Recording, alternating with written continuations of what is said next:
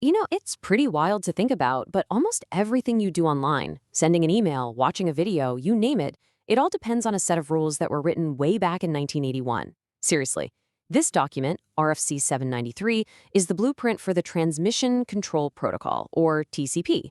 And the amazing part is how this elegant, old-school design creates perfect, reliable order out of the absolute chaos of the internet.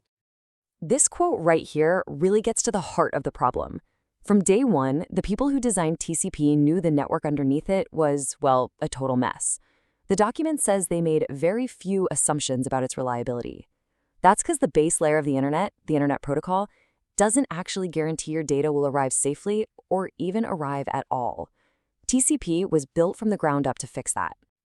And that's the big question, isn't it? I mean, imagine you're trying to have a perfectly clear, polite, step-by-step conversation in a super loud, chaotic room where people are shouting and bumping into you. How would you pull that off? Well, that's the exact puzzle TCP solves for computers. So for the rest of this explainer, we're going to break down how it manages this incredible feat. Okay, so first, let's really get our heads around the problem.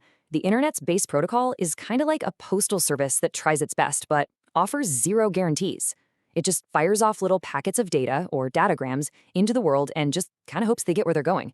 It has no idea if they'll arrive or what shape they'll be in if they do. Yeah, the original RFC document is super clear about the specific problems TCP has to deal with. Your data can get damaged on the way, like a garbled voicemail. It can just vanish completely. Poof. It can be duplicated so you get the same message twice, or it can show up completely out of order, like someone shuffled the pages of a letter you were sent. The main takeaway here is that without TCP, the internet is just fundamentally unreliable. So in comes TCP to save the day. The best way to think of it is as a strict set of rules, a protocol for having a perfect conversation. It doesn't fix the noisy room, not at all. Instead, it gives the two speakers a system to make absolutely sure they hear every single word correctly, in the right order, with zero mistakes. And that brings us to the official definition, which sounds super technical, but it's actually pretty straightforward. Connection-oriented just means the two computers have to formally agree to talk before any real data is sent. No shouting into the void. And end-to-end reliable? That means the two computers talking to each other, and nobody in between, take full responsibility for making sure the message gets through perfectly. So before even a single byte of that web page you're loading is sent, the two computers establish what the RFC calls a connection. Think of it as a formal agreement to chat. Both sides create a little digital notepad called a transmission control block, or TCB, to keep track of the conversation's status, stuff like which word they're on, which we'll get to in just a sec. So how do they actually start this conversation? Well, with a very polite three-step greeting. It's cleverly designed to make sure both sides are actually there, ready to listen and on the same page, before the real data starts flying. We call it the three-way handshake. It works just like this. First, your computer sends a little message with a SYN, or synchronize flag. It's basically saying, hey, can we talk? I'm going to start numbering my words at 100. The server on the other end replies with a SYN ACAT, which says, got it.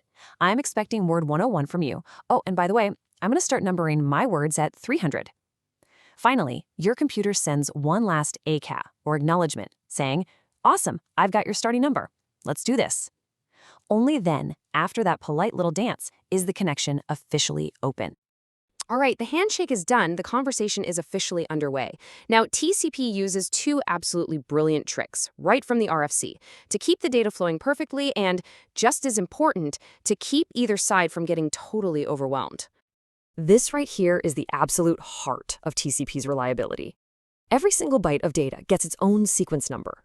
So as the sender sends out chunks of data, the receiver is constantly sending back acknowledgements, or ACKs, confirming exactly what it's received so far. If the sender sends out, say, bytes 101 through 200, but doesn't get an ACK back in time, it just assumes they got lost in the mail and sends them again. This simple little back and forth guarantees that nothing is ever lost or out of order. It's genius. But just being reliable isn't enough, right? What happens if the sender is just talking way too fast for the receiver to keep up? That's where flow control comes in. It's basically a way for the listener to politely say, whoa, slow down a bit. TCP handles this with a really cool concept called a window. See, with every single acknowledgement it sends back, the receiver also tells the sender its current window size. This is it literally saying, okay, I have room for exactly this many more bytes right now. If the receiver gets busy, it can just advertise a smaller window or even a window of 0, which forces the sender to hit pause until it hears that the receiver is ready for more. So we've started the conversation politely, we've kept the data flowing perfectly. Now, how do you end things gracefully without just hanging up on each other? Well, you guessed it, TCP has a clean 4-step process for that too, making sure no data gets cut off mid-sentence. It's a 4-step goodbye. First, the computer that's ready to finish sends a message with the fin or finish flag. The other computer sends back an ACK to say, "Okay, got it." Now here's the really clever part. The connection is only half closed. The second computer can still send any data it has left. Once it's also done, it sends its own fin flag. The first computer acknowledges that, and only then is the connection totally and completely terminated. It's such a simple way to make sure there are no loose ends. Okay, so we've seen all the mechanics, but what's the philosophy behind it all? What's the core idea that let a protocol designed in 1981 for a tiny network scale up and last for over 4 decades of insane technological change? The answer, amazingly, is written right into the document itself. And it's not just some technical rule. It's a real piece of wisdom about how you build complex systems that have to work together. And there it is, the robustness principle. This might be the most famous sentence ever written in an internet technical document. What it means is so simple yet so powerful. Be super strict and by the book with the data you send out. Follow the rules perfectly. But be tolerant and flexible when you're receiving data from others. Try your best to understand what they're saying, even if it isn't formatted perfectly. This single idea created an internet that could grow and adapt, where all sorts of different computers could still talk to each other. It's the secret to its incredible resilience. So, the real takeaway here is that this 40-year-old document isn't just a technical manual. It's a masterclass in design philosophy. TCP is the invisible, reliable bedrock that makes our messy, chaotic digital world even possible. And it really makes you wonder, what other elegant, invisible roles are out there?